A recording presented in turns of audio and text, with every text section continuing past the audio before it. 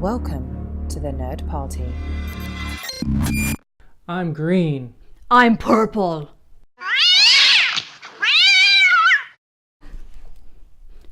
Welcome to our show. Welcome to Babble for 5, everybody. Guess what episode we just watched? That's right. We just watched The Geometry of Shadows. It's episode 3 of season 2, and we have a lot to discuss. I want to start with John Sheridan. I recall many times you saying about Sinclair, poor leadership. He's got to be the action hero. John Sheridan is a little different. He's delegating tasks. So what do you think about this guy so far? Do you think it's better leadership? I think it's the kind of leadership you would put into place if you were new to a ship and you were trying to get people onto your side. So you think this is very strategic? He's trying to win friends and influence people. Okay. He's all about, right now, getting people on his side. And that's how you do it. You empower them. Sheridan strikes me a lot more as the CEO type than the warrior action hero type, yeah. Oh, okay. But he has shown more of a willingness to empower those around him rather than being the one that all the decisions go through. So let's talk a little bit about Ivanova's story and the conflict with the Drazi, her first foray into diplomacy. So what do you think about how she handled this? I think she has a lot to learn about diplomacy. You think? Yeah. Clearly this is not her strength. She overstepped bounds all the time when she didn't need to. Well, I would also say that the Drazi election cycle is a little chaotic and is a little messy, and they do this every 5 years for a full year. I mean, I thought our election cycle was horrific and long and at times downright violent. Oh no, these guys have us beat. That said, do they have the right idea? I don't know if it's the right idea, but they are very good at pointing out the hypocrisy of humans. Yeah? Like, we talk about our flags being our colors, and that's different. Really, it's different because of accident of birth.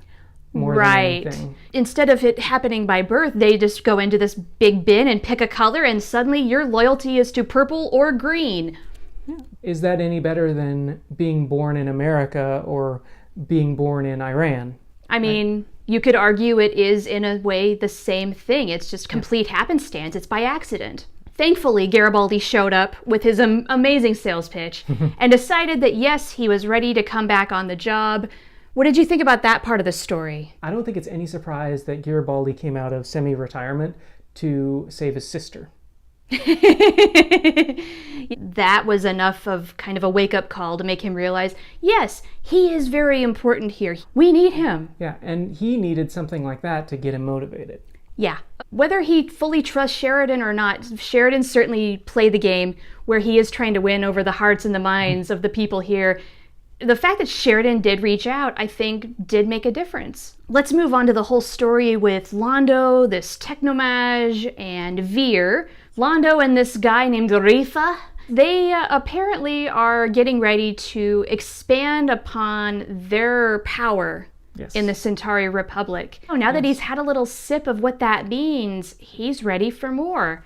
Now what the Technomage said, this prediction, this endorsement, whatever it is, it doesn't sound good. It sounds pretty manipulative, but what would you expect from Centauri? The thing about Centauri culture that I am beginning to understand a little bit more is that this is just how they function. They're trying to manipulate every single situation for the betterment of themselves. It's not necessarily about making things better for all Centauri. No, it's that's personal gain and power, really. But if it does benefit the Republic, hey, so be it. Right, and that's going to lead to their downfall, and I'm surprised it hasn't already.